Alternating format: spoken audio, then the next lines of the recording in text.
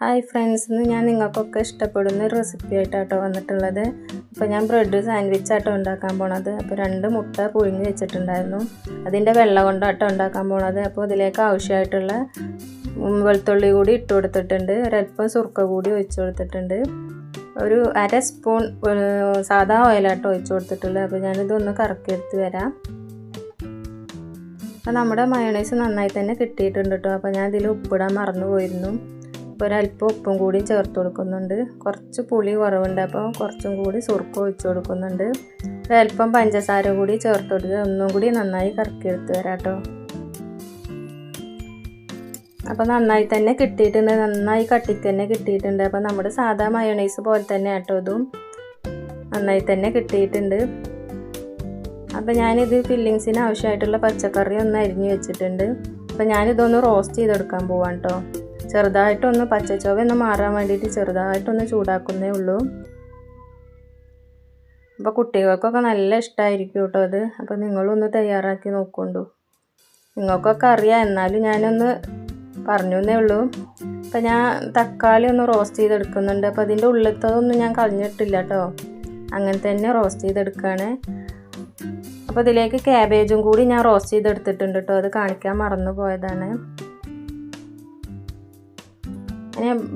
ഞാനിതൊന്ന് റോസ്റ്റ് ചെയ്തെടുക്കാൻ പോവാം കേട്ടോ ഒന്ന്.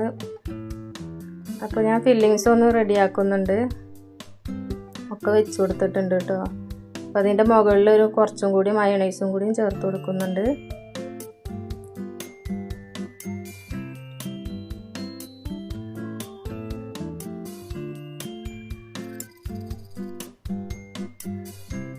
കുട്ടികൾക്കൊക്കെ സ്കൂൾക്കൊക്കെ കൊണ്ടുപോകാൻ പറ്റിയ സ്നാക്സ് തന്നെ കേട്ടോ ഇതും. നല്ല ടേസ്റ്റാണ് കഴിക്കാൻ.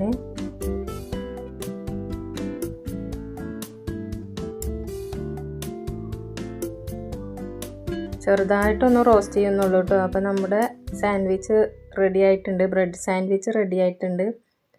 അപ്പോൾ ഞാൻ അത് വേറൊരു രീതിക്കും കൂടി ഉണ്ടാക്കാൻ പോവാണ് കേട്ടോ. അപ്പോൾ ബാക്കിയുള്ള ഫില്ലിങ്സിൽ ഞാൻ കുരുമുളക് പൊടി, ഉപ്പും ഒരല്പം മയോണൈസും കൂടിയും ചേർത്ത് കൊടുത്ത് ഒന്ന് ഇളക്കി കൊടുത്തിട്ട് ബ്രെഡിൻ്റെ മുകളിൽ നമ്മുടെ മയോണൈസ് ചേർത്ത് കൊടുക്കുന്നുണ്ട് കേട്ടോ. ചേർത്ത് കൊടുത്ത് ഫില്ലിങ്സ് ഒന്ന് റെഡിയാക്കുന്നുണ്ട്. ഇനി ഇതിൻ്റെ മുകളിലൊന്ന് വെച്ച് കൊടുത്ത് നന്നായി തന്നെ ഒന്ന് പ്രസ് ചെയ്യണം കേട്ടോ, അല്ലെങ്കിൽ നമ്മൾ മുറിച്ചെടുക്കുമ്പോൾ കയ്യിൽ പോരും. 2 എണ്ണമായിട്ട് 2 കൈ കൊണ്ട് തന്നെ നമ്മൾ കഴിക്കണം കേട്ടോ അത്, അല്ലെങ്കിൽ നമ്മുടെ കയ്യിൽ ഓരോ പീസായിട്ട് നമ്മുടെ കയ്യിൽ ഇങ്ങനെ ഉണ്ടാവും. അപ്പോൾ ഞാൻ പുറത്ത് വന്ന് മയോണൈസ് ചേർത്ത് കൊടുത്ത് ഒന്ന് റോസ്റ്റ് ചെയ്തെടുത്തിട്ടുണ്ട് കേട്ടോ. അപ്പോൾ നന്നായി തന്നെ കിട്ടിയിട്ടുണ്ട്, നല്ല ടേസ്റ്റാണ്. നിങ്ങളൊന്ന് തയ്യാറാക്കി നോക്കൊണ്ടു. ഇഷ്ടപ്പെട്ടാൽ ഒന്ന് ലൈക്ക് ചെയ്യണ്ടു, ഷെയർ ചെയ്യണ്ടു, സബ്സ്ക്രൈബ് ചെയ്യണ്ടു. Okay, thank U.